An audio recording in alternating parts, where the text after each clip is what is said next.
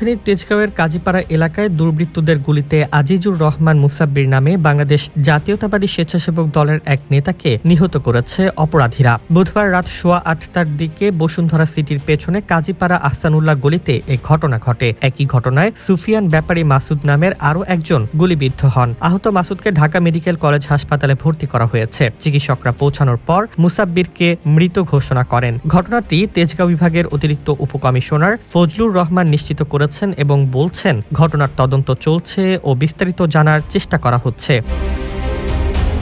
নিহত মুসাব্বির কেন্দ্রীয় স্বেচ্ছাসেবক দলের যুগ্ম সম্পাদক ছিলেন। জীবন অবাক না করলে কে করবে? 28% মিল্ক ফ্যাটের অবাক করার সাথে ফ্রেশ মিল্ক পাউডার। জীবন অবাক করুক প্রতিদিন। তবে গত বছর চাঁদাবাজির অভিযোগে তাকে দল থেকে বহিষ্কার করা হয়েছিল। তিনি বসুন্ধরা সিটির পেছনে কাজীপাড়া এলাকায় বসবাস করতেন। গুলিবিদ্ধ মাসুদ তেজগাঁও থানার ভ্যান শ্রমিক ইউনিয়নের সাধারণ সম্পাদক বলে জানা গেছে। স্থানীয়দের মতে দীর্ঘদিন ধরে কাউরান বাজার এলাকায় চাঁদাবাজি ও অন্যান্য বিরোধের জের ধরে এই হামলার ঘটনা ঘটতে পারে।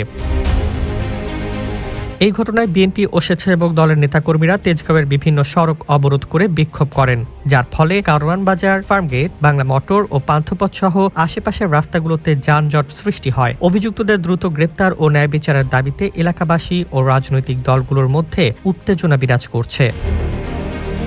এই ঘটনা এমন এক সময় আলোচনায় এসেছে যখন সম্প্রতি বাংলাদেশের রাজনৈতিক দৃশ্যকে আরো উত্তেজিত করে তুলেছিল শীর্ষ ছাত্রনেতা শহীদ শরীফ ওসমান হাদি হত্যাকাণ্ড, যা দেশের বিভিন্ন স্থানে ব্যাপক বিরোধ ও বিক্ষোভের জন্ম দিয়েছে। ডেস্ক রিপোর্ট, জয় জয় দিন।